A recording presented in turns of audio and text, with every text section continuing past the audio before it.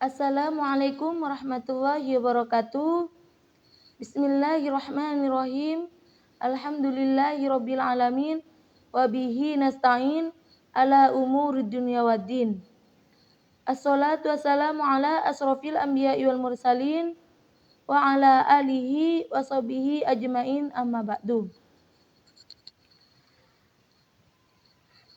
Pertama-tama, puji syukur kehadirat Allah Subhanahu wa taala yang telah memberi rahmat dan hidayahnya kepada kita semua sehingga kita dapat mengerjakan tugas ini dengan baik dan benar. Kedua kalinya, sholawat ma'asalam semoga tercurah limpahkan keharibaan kita yakni Nabi Muhammad sallallahu alaihi wasallam yang telah membawa kita dari alam kegelapan menuju alam yang terang menderang yaitu ad-dinul Islam. Salam sejahtera, selamat malam kepada Bapak dosen dan selamat malam kepada teman-teman. Langsung saja nama saya Nur Cahyani Deswita, alamat Tanah Merah. Saya mahasiswa Hasan Jufri Bawean, Setaiha Hasan Jufri Bawean dari jurusan Hukum Ekonomi Syariah semester 1. Saya di sini akan menjelaskan mengenai konsep dualisme, yang dimana di dalamnya saya akan menjelaskan tentang pengertian dari dualisme itu sendiri, contohnya, pembagian, dan yang terakhir dampak positif dan negatifnya. Baik, saya akan membacakan hasil resum saya mengenai tentang konsep dualisme.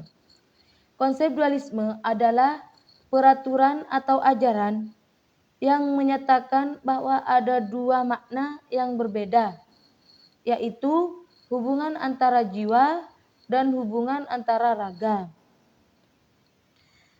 Dualisme juga merupakan pandangan filosofis yang menegaskan keberadaan dari dua bidang atau dunia yang terpisah, di mana prinsip dualisme itu pula yang digunakan untuk kitab suci agama ilahi untuk merumuskan apa itu bentuk kebenaran yang dapat dinalar dan dipahami oleh akal pikiran manusia.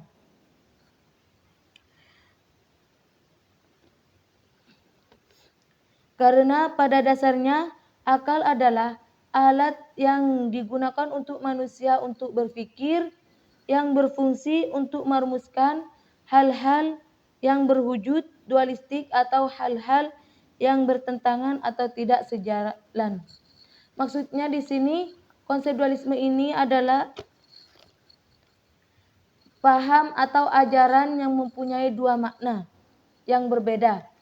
Yang pertama itu hubungan antara jiwa, yang kedua yaitu hubungan antara raga. Paham dualisme ini juga pandangan filosofis yang terpisah, di mana tidak sama, yang di dalamnya itu terpisah.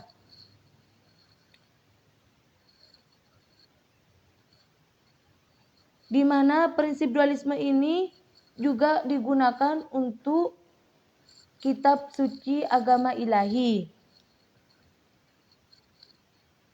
untuk merumuskan apa itu bentuk kebenaran yang dapat dinalar, yang dipahami oleh akal dan pikiran manusia. Yang mana akal di sini pada dasarnya alat yang digunakan manusia untuk berpikir, yang mempunyai fungsi untuk merumuskan hal-hal yang berwujud dualistik, maksudnya hal-hal yang tidak sejalan, yang menyimpang. Terus konsep dualisme ini yang berbentuk jiwa dan raga sudah ada pada sejak zaman Plato dan Aristoteles.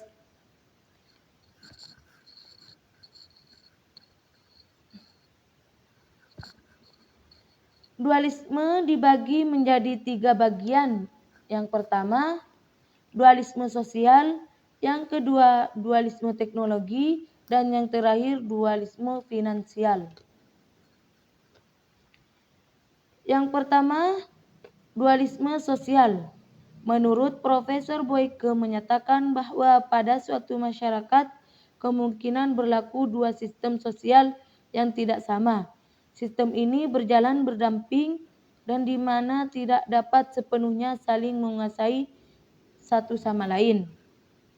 Sistem sosial ini terbagi menjadi dua. Yang pertama tradisional dan yang kedua modern.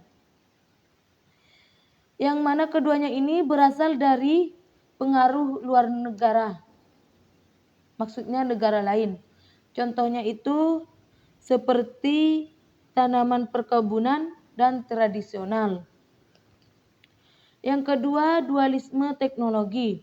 Menurut B. Higgins, adalah suatu keadaan di mana di dalamnya suatu bidang kegiatan ekonomi tertentu menggunakan teknik memproduksi serta organisasi produksi yang tidak sama dengan anaknya.